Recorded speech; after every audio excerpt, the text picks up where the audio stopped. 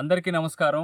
గంగాధర నెల్లూరు నియోజకవర్గం, గంగాధర నెల్లూరు మండలం, వెజ్జుపల్లి గ్రామ పంచాయతీ. వెజ్జుపల్లికి సమీపంలో ఉన్న ఇక్కడ కనపడుతున్నటువంటి స్థలం దాదాపు 1 ఎకరా 50 సెంట్ల భూమిని ఇదే గ్రామానికి సంబంధించినటువంటి వాళ్ళు ప్రస్తుతం చిత్తూరు పట్టణంలో పెద్దార్జినవాడలో నివాసం ఉంటున్నారు. గోవిందస్వామి గారి కుమారుడు లక్ష్మీపతి. వీరికి సంబంధించినటువంటి భూమిని దారి కూడా ఇటువైపే ఉండేది, రోడ్డు కానుకొని ఉన్నటువంటి స్థలం. ఇక్కడ ఉన్నటువంటి 55 సెంట్ల భూమిని మాది అని దౌర్జన్యంగా ఇక్కడ ఉన్నటువంటి సర్పంచ్ హరిరెడ్డి, ఆయనకి నాయన్ రెడ్డి సహకారంతో వీళ్ళందరూ కూడా అగ్రకులానికి సంబంధించిన వాళ్ళు,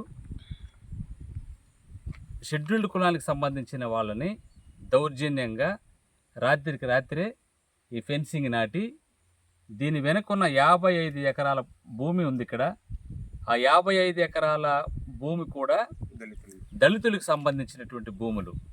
దానికి దారి లేకుండా చేసి ఇబ్బంది పడుతున్నటువంటి వీళ్ళ మీద జిల్లా కలెక్టర్ గారిని, అదేవిధంగా జాయింట్ కలెక్టర్ గారికి జనసేన పార్టీ తరపున నేను మనవి చేస్తూ ఉన్నాను.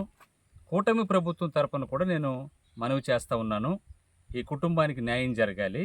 అదేవిధంగా ఈ నాయన్ రెడ్డి, హరిరెడ్డి వీళ్ళందరికీ ఒక్కొక్కరికి 30 ఎకరాల భూమి ఉంది. వెంకటేశ్వర రెడ్డి ఈ ముగ్గురికి చెరో 30 ఎకరాల భూములు ఉంటాయి. 30 ఎకరాల ఆసాములు నిరుపేద దళితుల భూముల మీద కన్నేసి ఇక్కడ ఉన్నటువంటి స్థలానికి ఫెన్సింగ్ వేసి ఈ డీకేటి భూమి కూడా నాదే అని వచ్చేటువంటి వీళ్ళు సర్పంచులు, వీళ్ళు నాయకులు. ఇక్కడ ఉన్నటువంటి నాయకులు, ఈ వైసీపీ నాయకులకి నేను చెప్తా ఉన్నాను, మీరందరూ కూడా మర్యాదగా దళితులకి న్యాయం చేయండి. మీ దగ్గర 30 ఎకరాల్లో ఉన్న భూమిని ఒక 10 ఎకరాలు మీ గ్రామ సరిహద్దుల్లో ఉన్నటువంటి దళితులకి పంచిపెట్టండి, మీకు మంచి పేరు వస్తుంది.